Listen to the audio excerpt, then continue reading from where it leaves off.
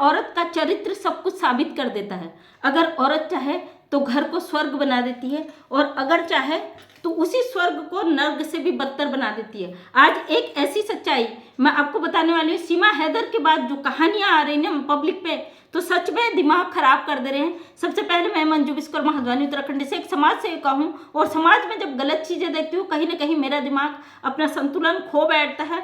जब तक उसको उसके मुकाम पर ना पहुंचाऊं तब तक मैं चैन से नहीं बैठती हूँ। मैंने कुछ दिन पहले आपसे एक बात करी थी कि लाइव में एक मेरे पास कहानी आई थी। कहानी क्या सच आया था कि सीमा हैदर के बाद एक भाई का मुझे फोन आता है जिसकी पत्नी अपने 2 बच्चों को उठाकर यहाँ से नेपाल चली जाती है।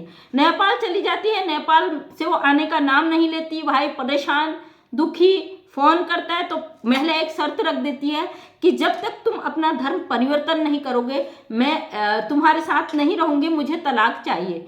और महिला हिंदू धर्म की है और उसने नेपाल में जाके ईसाई धर्म यानी क्रिश्चियन धर्म अपना लिया और अपने बच्चों का भी धर्म परिवर्तन कर लिया। जैसे कि अभी सीमा हैदर केस में मोबिन मलिक सर का जो कानूनी दाव पेच में है उनमें उनका कहना है कोई भी महिला बिना उसके बायोलॉजिकल फादर के अनुमति के बच्चों का धर्म परिवर्तन नहीं करा सकता है। तो सेम यही चीजें यहाँ पे भी आती है। भाई लगातार मुझे कॉल कर रहे थे कि दीदी मैं क्या करूँ, मैं आपके पास आ जाऊँ, एक इंटरव्यू दे दो। अभी तक मैंने नहीं लिया, लेकिन कोशिश करूंगी मैं उनका इंटरव्यू लूँ, वहां जा पाऊँ।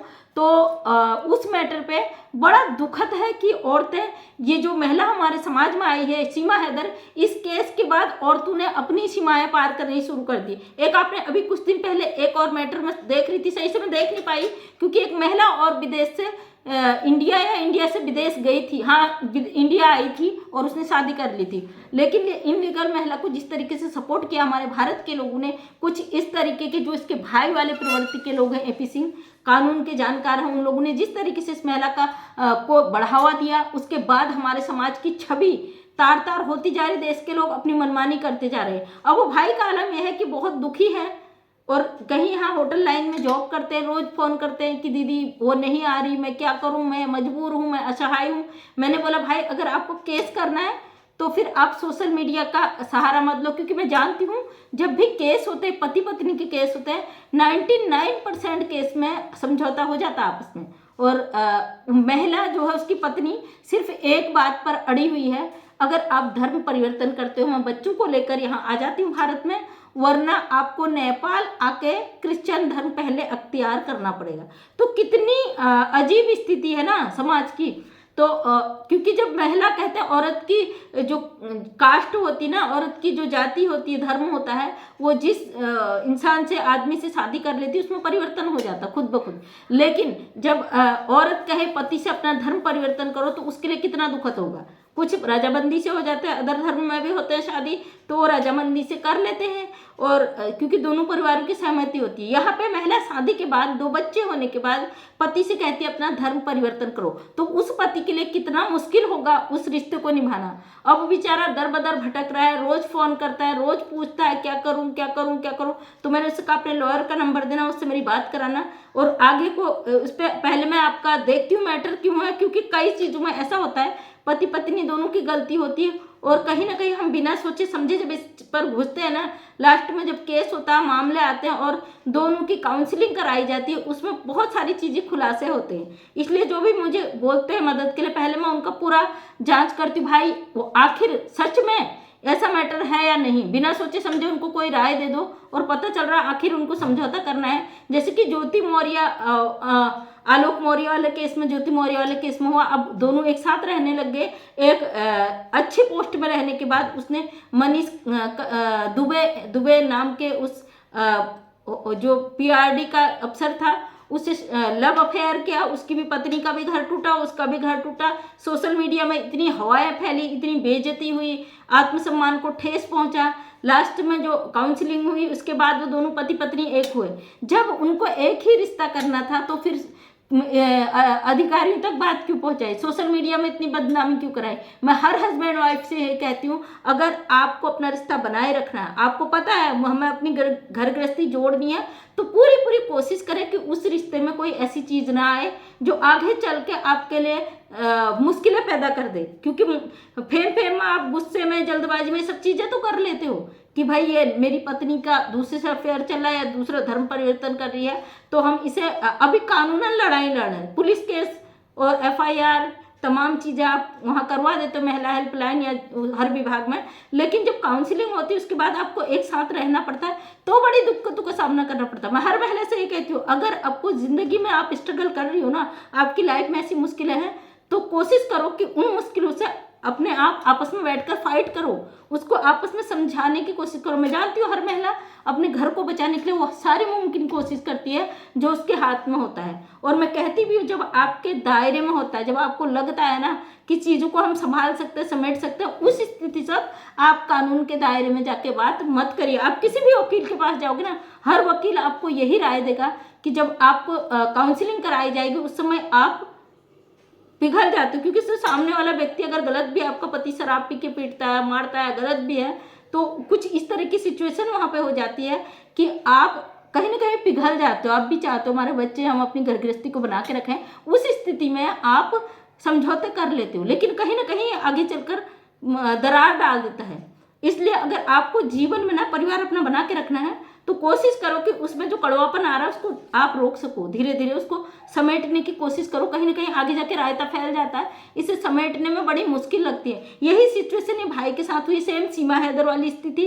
सीमा हैदर अपने 4 बच्चों को लेकर यहाँ बैठ गई, यहाँ से गुलाम हैदर को धमकी दे रही है। सेम यहाँ से वो उसकी पत्नी जाके नेपाल में बैठ गई है। अब वो बेचारा दर बदर भटक रहा है, क्योंकि मामला तो देशों का है और यहाँ पे कोई कुछ कर भी नहीं सकता है। अगर इंटरनेशनल मामला है, वो फर्क इतना है, सीमा हैदर पाकिस्तान से नेपाल आकर यहाँ आई है और नेपाल से यहाँ के लिए वीजे की जरूरत नहीं पड़ती है, आसानी से बिना वीजे के जा सकते, क्योंकि नेपाल हमारा अपने भारत का एक पड़ोसी देश है और यहाँ पे कोई वीजा वगैरह की जरूरत नहीं पड़ती। अगर यहाँ पे दिक्कत है तो ये पाकिस्तान से नेपाल आई है और ये पाकिस्तानी महिला है, इसलिए यहाँ पे दिक्कत आई। अगर ये नेपाल की होती ना, इसमें इतना ज़्यादा गदर कटता ही नहीं। जो सीमा हैदर वाले मामले में गदर इसलिए कटा क्योंकि ये पाकिस्तान से आई है, या अगर नेपाल से आई होती, इसका जो भी होता अभी तक हो जाता।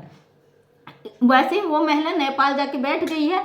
अब अपने पति को वहाँ से लगातार धमकियां दे रही है धर्म परिवर्तन करने का। समझ में नहीं आता समाज को क्या हो चुका है। ये औरतें जो इस तरीके से इनलीगल सीमा हैदर आई है, इसने हमारे समाज को, महिलाओं के दिमाग को इस तरीके से बदल दिया है जिसका कोई हिसाब नहीं है। वो महिला का भी ये कहना है, पाकिस्तानी महिला नेपाल के रास्ते भारत आ गई, उसने धर्म परिवर्तन कर लिया, मैं क्रिश्चियन धर्म में जाना चाहती हूँ, तो आप बदलो। फर्क इतना कि सीमा हैदर ने अपना और बच्चों का धर्म परिवर्तन करा, वो महिला ने अपना और बच्चों का तो किया, साथ में पति के साथ शर्त रख दी कि आप ये धर्म परिवर्तन करते हो तब मैं आपके साथ रहती हूँ, वरना मुझे तलाक दो। अब 2 बच्चे होने के बाद बेचारा गरीब आदमी नौकरी कर रहा है एक होटल में, और वो अब दर दर भटक रहा है कि करूं तो क्या करूं। ये स्थितियां पैदा हो गई हमारे समाज की सीमा हैदर के आने से। सीमा हैदर ने जो हमारे समाज की महिलाओं का जो दिमाग खराब कर दिया ना, वो महिलाएं अपने पतियों को छोड़ छोड़ कर जो भाग रही हैं बच्चों को लेके, कहीं ना कहीं सीमा हैदर की देन है। और साथ में उन लोगों की देन है जिन्होंने सीमा हैदर को अपने घर में जगह दी है और जिन्होंने सीमा हैदर को सपोर्ट किया है, जिन्होंने सीमा हैदर के खाते में तमाम दुनिया भर का पैसा डाल के उसे देवी बना दिया है। अगर आप अपने देश की बहन बेटियों की मदद करते ना, कोई एजुकेशन से वंचित है, पढ़ाई दिमाग उसका अच्छा है, वो कर सकता है आगे, लेकिन आर्थिक तंगी के कारण वो आगे नहीं बढ़ पा रहा।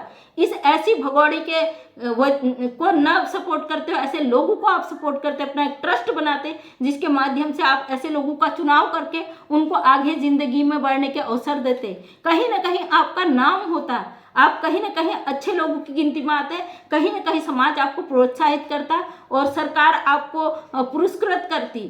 ऐसी एक छवि आपकी बन जाती। आपके पास तमाम दुनिया भर का पैसा तो है, ऐसे नचनियाओं के लिए आप लुटाते हो। आपके देश के लोग आर्थिक तंगी के कारण अपने जीवन में, अपने लक्ष्य में नहीं पहुंच पाते हैं। मैं बहुत सारी ऐसी बहन बेटियों के वीडियोज देखती हूँ जो मोटिवेशनल होते हैं, अपनी आर्थिक तंगी के कारण वो सपनों को पूरा नहीं कर पाते हैं। आप ऐसी महिला को सपोर्ट करते हैं तो अपने देश के ऐसे लोगों को सपोर्ट क्यों नहीं करते जिन्हें वास्तव में जरूरत है, जो गरीब घर के हैं लेकिन वो आर्थिक तंगी के कारण आगे नहीं बढ़ पाते। कई जगह आपने देखा होगा इंटरव्यूज में, मैं बहुत सारे ISPCS के इंटरव्यूज देखती हूँ जिसमें उनके पेरेंट्स, कोई रिक्शा चला रहा है, कोई घर में काम कर रहा है और बच्चे आगे बढ़ जाते हैं। क्यों? उनको पता होता है अपने परिवार के आर्थिक तंगी, उस तंगी से वो गुजरे होते हैं और उसी को देखते हुए आगे एक लक्ष्य बना लेते हैं कि हमें आगे बढ़ना है। और उनकी इस आगे बढ़ने में बहुत सारी रुकावटें आती हैं, जिसके कारण वो अपने लक्ष्य को पाने में बड़ा स्ट्रगल करते हैं। क्यों नहीं आप ऐसी नचनियाओं को सपोर्ट करने के बजाय, अपने देश में जो गलत मैसेज दे रही है, ऐसे लोगों को सपोर्ट करने के बजाय ऐसे लोगों को चुन चुन कर सपोर्ट करो जो हमारे देश में कुछ अच्छा कर सकते हैं, उनके अंदर टैलेंट है लेकिन वो आर्थिक मजबूर हैं। ऐसे लोगों को लिए कोशिश करोगे, सरकार के साथ साथ ऊपर वाला भी आपको धन्यवाद देगा। लेकिन आपने जो तरीके अपनाए हैं, ऐसी ठुमके वाली, इस तरीके की इनलीगल गलत महिलाओं को जो आप सपोर्ट कर रहे हो, एक औरत जो अपने पति का घर बर्बाद करके यहाँ आ गई, आप लोग इसे पैसा देकर इसके अकाउंट में जो ढेरों पैसा डाल रहे हो, उससे कहीं ना कहीं हमारे समाज में मैसेज जा रहा है कि औरतें भाग भी जाएंगी तो भी सोशल मीडिया में फेमस हो जाएंगी, उनको कुछ करने की जरूरत नहीं है। अगर सामने वाला बंदा धोखा दे भी देगा तो यूट्यूब से तो कमा ही लेंगी। यह चीज उनके दिमाग में बिठा दे। आप जैसे गद्दार लोगों ने जो ऐसी महिलाओं को, घुसपैठियों को, गलत औरतों को अपने घरों में शरण दे रहे हो। सबसे पहले सीमा हैदर तो है ही गलत, लेकिन साथ में जो सचिन मीना है, इसका परिवार पूरा नपना चाहिए, इस पर जांच होनी चाहिए, इस पर ओपनली जांच होनी चाहिए, क्योंकि हमारे देश की जो जनता है ना, बहुत आहत हुई है इस महिला के कारनामों से। हमारे देश की जनता के दिल में जो ठेस लगी है, उसका एक एक हिसाब इस महिला से लिया जाना चाहिए। आखिर में सरकार से मैं यही रिक्वेस्ट करूंगी, कानून व्यवस्था से यही हाथ जोड़कर रिक्वेस्ट करूंगी, जो धरना प्रदर्शन दंगाई चीजें ऐसे लोग बोल रहे हैं पब्लिक की, धरना दो, प्रदर्शन करो, इसको निकालो, मारो पीटो, ये स्थिति से बिल्कुल तुरंत निकलिए, क्योंकि हमारा देश स्वतंत्र है और अपने स्वतंत्र देश में हम बहुत रिलैक्स हैं, और इसको भड़कने की स्थिति में ना करें और जल्द से जल्द कार्रवाई करें, ताकि ये महिला, इसकी वजह से कोई देश में उद्दंडता न फैले, कोई अशांति ना फैले और इसको बढ़ावा देने वाले लोग कोई और प्रोपेगेंडा ना फैलाएं। तो थैंक यू सो मच दोस्तों, मैं मंजू विश्वकर्मा बहुत आहत हूँ सीमा हैदर केस से, और उस भाई ने मुझे बार बार कॉल किया तो मुझे लगा मुझे ये बात रखनी चाहिए सोशल मीडिया पे। तो अगर वीडियो पसंद आए तो लाइक शेयर कमेंट करना। नेक्स्ट टाइम वीडियो देखना चाहते हैं तो चैनल को सब्सक्राइब कर लें, ताकि मेरे वीडियो का नोटिफिकेशन आप तक मिल सके। डेली सुबह 8 बजे मैं समाज के लिए एक वीडियो लाती हूँ, उस पर अपना प्यार बनाए रखें। और अगर आपके जीवन की कोई ऐसी प्रेरणा भरी कहानी है जो मैं अपने चैनल के माध्यम से दिखा सकती हूँ, तो आप ज़रूर मेरे आगे रख सकते हैं। थैंक यू सो मच, तहे दिल से धन्यवाद।